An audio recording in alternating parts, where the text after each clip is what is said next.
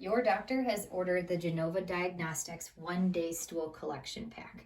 You will see the contents of this kit laid out on the table here.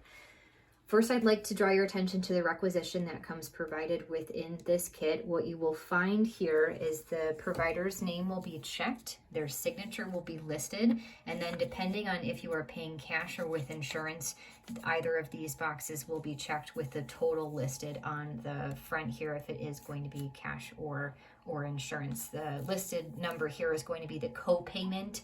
Once they run through insurance, then Genova Diagnostics will send a bill for whatever insurance has not paid. There is a list of insurance codes that the provider should select before you are sent home with this kit. With that information there, this is the test that will be selected, and you will see that there is a highlighted section asking for the date that the sample was collected, what the stool looked like, as well as the color. And you don't have to do anything else on the front here. On the back, make sure that all of your demographics is spelled and listed correctly here. The insurance card will be sent with this if you are using your insurance, so there's no need for you to list any information on this section unless you want to. And then section 3 is going to need to include your credit card.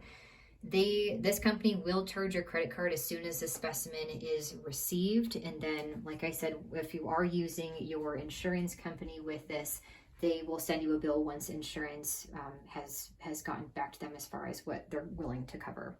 It's important that we also do sign at the bottom here with the date, all very clear and legible. There's also another provided survey here. You do not have to do this. This is just more so part of their Genova's research aspect. So if you would like to, you can fill out any of these sections here. It is double-sided. If you do, make sure that you put your name at the top there as well. So that's everything with the requisition and paperwork needed once you receive this kit. The day that you decide to do this specimen, it is important that we have a little bit of preparation ahead of time. We do want there to be 2 weeks essentially of no antibiotics or probiotics before you collect this sample. For my females, it would be ideal if we don't collect this during your menstrual cycle, as the presence of blood in these samples can be picked up and falsely reported as something that's wrong when in fact it was just menstrual cycle. And then preferred also to just ask your provider if you are having any sort of significant anal hemorrhaging, that you do let them know of that as you're collecting this so that we can keep that in mind with interpretation of results.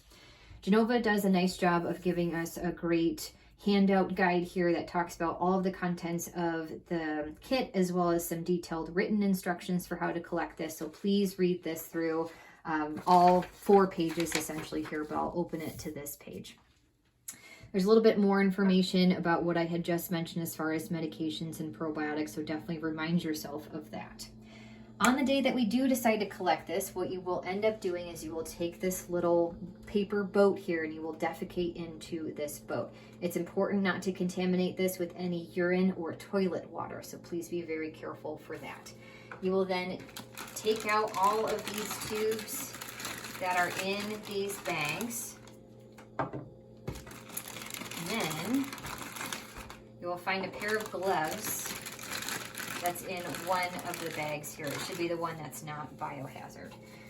You can apply this glove here to handle your stool. And so what you'll do, you'll put that glove on one hand, very carefully open one of the tubes. You will see attached to the top of the cap here a little spatula. You'll use this spatula to handle the stool and transfer from the boat into the tube here. What we want to do is, once you unscrew this very carefully, being sure not to spill any of the liquid, you'll take a sample from the beginning of the stool and put it into here, middle of the stool, and then end of the stool. And you take this spatula and press down on that stool to thoroughly mix with the liquid, being very, very careful not to over or underfill this specimen. If you do so, if we overfill it, we risk the risk essentially of exploding in transport, and if we underfill it, then they will definitely have you collect it again. If we overfill, they would also have you collect it again. There is a section noting this as well, so please be very, very careful so that we wouldn't have to do this a few times. You do the same thing with the rest of these tubes here. All of them do have that little spatula. This one does not have any liquid, the white top, so note that. but trying your best to get beginning portion of the stool, middle portion of the stool, and end portion of the stool transferred into each one of these tubes, being very, very careful with each one not to over or underfill this.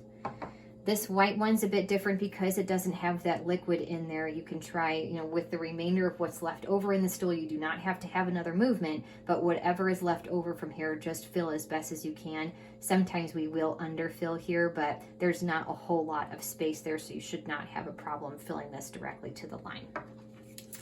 There is a swab component here too. It's the same kind of situation. Dip it into the stool, put it into this little container here. This has a breakage point on it, which is about the middle of the swab. Once you stick this swab into the container, that breakage point should line up with the top of the tube, and you will snap off the top of this, being sure to keep this entire swab portion within that tube. Tighten everything up, being sure to tighten all of these caps up very, very tightly. And at the end, what you can do is list your name, your date of birth, the date and time that you collected this sample here, clearly, legibly, being really certain that all of those taps are screwed on very tightly. All of the sample from here will be put into the biohazard bag. There is a little paper towel that's going to be there is something to absorb any liquid that might spill out, but our goal is to not have any liquid spill out, so make sure that those caps are on nice and tight. All 5 of these samples will be placed into this bag. Again, remember, everything needs to be labeled nice and clearly and completely. It'll just be this red top cap here, as well as half of this portion. That will all be included there. And then zip this up. You can then discard the rest of any stool that's in here into the toilet and toss this into the trash can. Glove can also go into the trash. This is an extra bag, so this can also go into the trash. All of these will be gone. This is also included within the kit if you needed something a little bit more of substance to write the date that you were collecting on these tubes. These are all stickers, so they come off pretty easily like that. You can stick them on a tube if you want to. Probably don't need them. You can probably fit all of that information on here. Then what we'll do, stick this into the fridge. The day that we are going to ship this out, which ideally should not be any more than 24 hours after you've collected this kit, you'll take essentially this whole bag, put this in here like so. If you do decide to fill out this survey, you'll include that. And then this will all be completed with that credit card number listed on here and all of your demographics spelled and listed correctly. Into this box here, we'll close this up.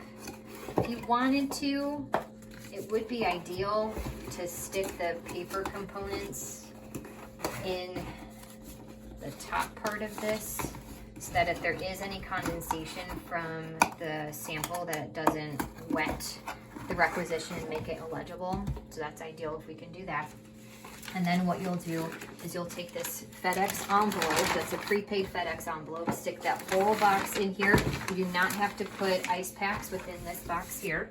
And then you'll take this little FedEx sticker, detach that, place that on the front here, adhere everything together. So you'll take this plastic piece off and make sure that that's tightly sealed. And then call FedEx as for a pickup or drop off at any FedEx drop-off location, making sure that we read all through this before we submit anything. This purple one's a little bit more information as far as other shipping info, but the address is included on this, so you don't have to transfer that. If you do have any questions, please contact your provider to get more information on how to collect this or ask specific questions towards your case with collecting this kit.